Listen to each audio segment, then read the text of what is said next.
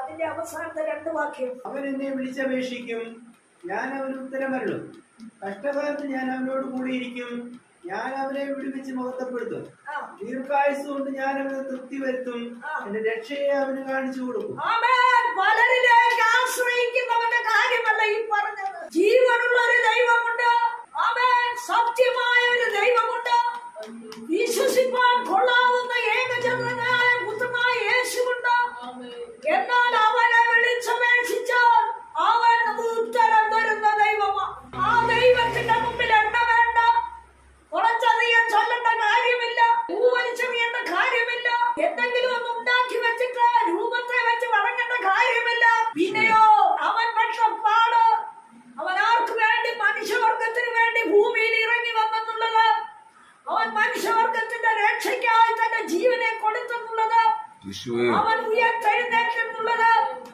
ആമേൻ, ആമേൻ. അത് സത്യമാകിയാല് ആമേൻ, അവൻ വീണ്ടും വരുമെന്ന് പറഞ്ഞിരിക്കുന്ന ദൈവപുത്രന്റെ വാക്കുകള് അക്ഷരം പ്രതി നടന്ന് ഭൂമിയിൽ സംഭവിച്ചുകൊണ്ടിരിക്കുക.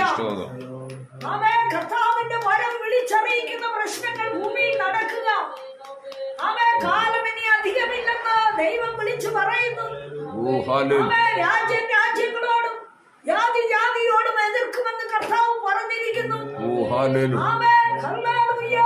അമ്മയപ്പന്മാർ മക്കളോടും, മക്കൾ അമ്മയപ്പന്മാരോടും, സഹോദരങ്ങൾ സഹോദരങ്ങളോടും എതിർക്കുമെന്നും, ജാതി ജാതിയോട് എതിർക്കുമെന്നും, രാജ്യം രാജ്യത്തോട് എതിർക്കുമെന്നും, യുദ്ധമുണ്ടാകുമെന്നും, എന്നാൽ അത് വരവിന്റെ ആരംഭമാണെന്ന് കർത്താവ് പറഞ്ഞിരിക്കുന്നു. സ്തോത്രം.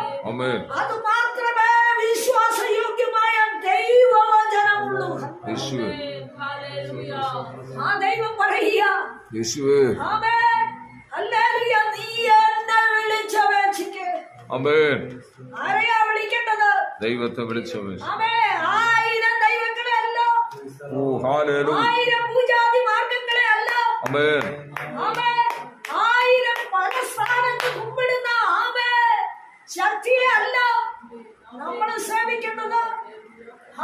പറഞ്ഞ ഒരേ ഒരു വാക്ക്, ഞാൻ വീണ്ടും പോയതുപോലെ മടങ്ങി വരും. യേശു മാത്രമേ പറഞ്ഞിട്ടുള്ളൂ, ഞാൻ പോയതുപോലെ മടങ്ങി വരും. ആ ദൈവമാ പറഞ്ഞത്, നിങ്ങൾ എന്നെ വിളിച്ചപേക്ഷിക്ക്, ഞാൻ നിനക്ക് ഉത്തരം